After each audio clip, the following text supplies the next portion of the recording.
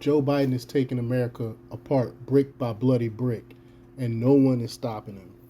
It's a little bit disconcerting to see that more Americans aren't stepping up and speaking out against the Biden regime and the destroying of this country, the destroying of the middle class, and I mean everyone is suffering under his regime, and it seems like no one is really stepping up to the plate and speaking out against this.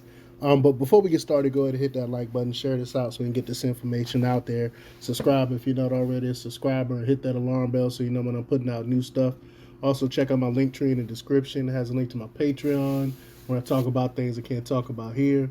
There's also a link to my Instagram and my merch store where I have I Will Not Comply t-shirts as well. So check those out as well.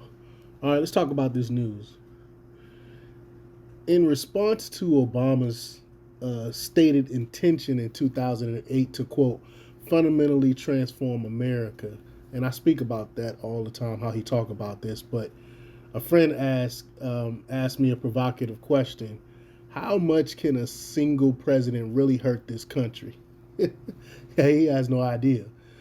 The question implied that no president has unlimited power. We have separation of powers, and so it's impossible for the executive branch to significantly alter the direction of the country. Disproving that assumption, Barack Obama presided over the first attempt by a sitting president to take America down. Now, for 8 years, Obama whittled away at our core values, and he whittled away at our Constitution. Uh, he did everything he could to expand the power of government at the expense of individual liberty. Ignored the separation of powers by doing an end run around Congress with his legion of executive orders, pushed for increased entitlements, especially health care, because he knew they would increase government control over the individual, stoke the fires of racial discord, and made lawlessness acceptable. And look how he politicized the FBI and politicized the IRS to go against conservatives. It all started with Obama. When in 2021, Biden came into power and resumed this seditious Obama agenda. For the last 2 years, I've been watching in shock and awe as Biden's policies destroy the U.S. brick by brick. Here are the main areas that are being sabotaged by the Biden White House: the economy. I mean, we're living in it. We know it. Everyone's feeling it. Immigration and border integrity. Just blatant disregard for border security. The justice system. Basically, justice system and the rule of law. Basically, anyone you can literally commit murder and get out of prison the next day under his policies, and a lot of these liberal cities do the same thing. And America's leadership position in world affairs. The resurgent economy resulting from 4 years of Trump's sensible policies has been shattered by Biden's adherence to the false climate agenda advocated by the UN and the World Economic Forum. Um, Global warming is a hoax. Y'all know I've done tons of videos to prove that. And Biden's war on fossil fuels is destroying the economic health of the U.S. As Alex Epstein explains in Fossil Future, quote, we're actually in a renaissance in terms of the earth and in terms of our safety from climate. And fossil fuels are an essential part of that because they power all of the machines that make this such an abundant and safe world. So without fossil fuels, our abundant way of life is doomed.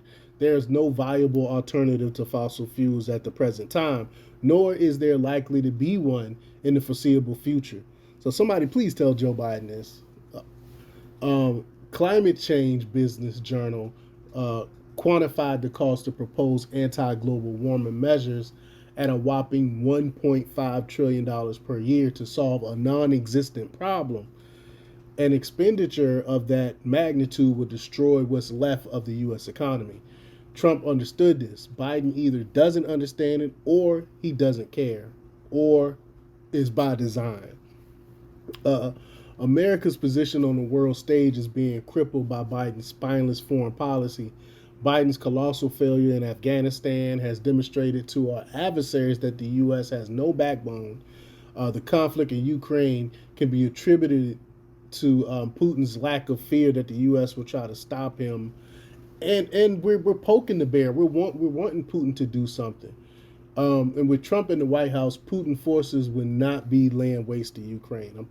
I'm pretty sure we would have came to an agreement on something by now to prevent what's going on in the Ukraine. But on top of this is Biden's obvious conflict of interest, a scandal that the media have hidden from the American public. The Hunter Biden laptop that ties Joe Biden to the attempted sale of his office in Russia, Ukraine, and China is now acknowledged as legitimate. Biden is a crook. Now, bear in mind that we are facing a behemoth, China, who's intent on replacing the U.S. as the leading influence in the world. Given his apparent blindness to the threat from China, it is reasonable to wonder where Biden's real allegiance lies. I keep coming back to the words of Mark Levin, quote, "Don't tell me that the Bidens aren't being paid off." Unrestricted illegal immigration, which poses an existential threat to the U.S., is being enabled by the Biden administration, and no one seems the least bit interested in putting it into it. Biden has exposed the nation to an influx of millions of unvetted aliens who are dependent on massive U.S. welfare payments, along with dangerous incursions of the Mexican drug cartels. To pay for Biden's expensive giveaways, the feds have printed trillions of crisp new dollars, opening the floodgates to inflation of a magnitude we have not seen in generations. And as millions of aliens are permitted to enter the U.S. illegally, and sanctuary cities and states can deliberately disregard federal statutes, the rule of law becomes a thing of the past, and we no longer have a country. The Democrats believe that if they can add enough voters from among the immigrant population, a Republican will never again be elected to office. And the Dems can A, rewrite the Constitution, and B, muscle through their Green New Deal or some other totalitarian socialist nightmare. Obama's ideological heirs will have a free hand in fulfilling his promise to, quote, fundamentally transform America. Biden is showing contempt for the rule of law by turning the Justice Department and FBI against U.S. citizens. He is sending a message that anything goes in the pursuit of power, from weaponizing the justice system against his political opponents to I'm not going to speak about the other part. I almost said it. Y'all know what I'm talking about. I'm gonna leave that stuff alone. But y'all know what happened in 2020, 2022, and 2020. But I'm gonna leave that alone. An example of political terrorism by the Biden administration is the attack by Attorney General Merrick Garland and the DOJ on parents' right of free speech. Parents across the country are using their constitutionally protected right to complain about the imposition of critical race theory and mass mandates in local schools. Instead of supporting their right to complain, Garland directed FBI and U.S. attorney offices to crack down on parents by characterizing their protests, which are legal, as crimes. I mean, you can't make this stuff up.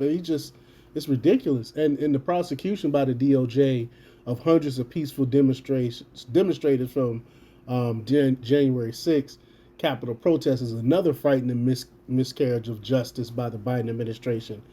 Many of them have been languishing in jail under miserable conditions for more than 2 years, awaiting their day in court. Thanks to the video footage made public by Tucker Carlson on Fox News, we know the Biden DOJ and the January 6th committee lied about what took place and withheld exculpatory evidence in order to punish Trump supporters. And here's what's top all of the above. Biden's latest executive order, which I will bet you're not aware of, is a blatant attempt to move the country from I can never say this word right. Meritocracy. Sorry, I always struggle on that word. Off of meritocracy. There we go. Sorry about that. Move the country from meritocracy to diversity. It's a euphemism for hiring and promoting people based on race and gender instead of competence. And that's why our government is so incompetent right now. If you check a box, you'll get the job rather than on you being good at your job. But it requires every federal agency to ensure that all new government employees will be selected by their skin color so that preference can be given to non-whites. This is now the official policy of the U.S. government. Official policy. Um, Heather McDonald, author of The Diversity Delusion, has warned about the consequences of this racist policy. China and Russia says are meritocracies. Um, um, when you are a scientist in China, they don't give a damn about your race and about your gender. If the U.S. succumbs to identity politics, we will never be able to compete on the world stage. Um, Quote: Americans are feeling the disastrous effects of Biden and his out of control administration, writes Kenneth Porter at the sunchronicle.com. Quote: Let's hope and pray by the time Biden is out of office, it's not too late to save the America we know and love. So I'm holding my breath. Hopefully he don't he won't destroy it to the point of no return where we can't return back to common decency and common sense and the rule of law. But let me know what you think. Leave your comments down below. Like, share, subscribe, and check out themarkrepublics.com for the latest in news. Till next time, peace.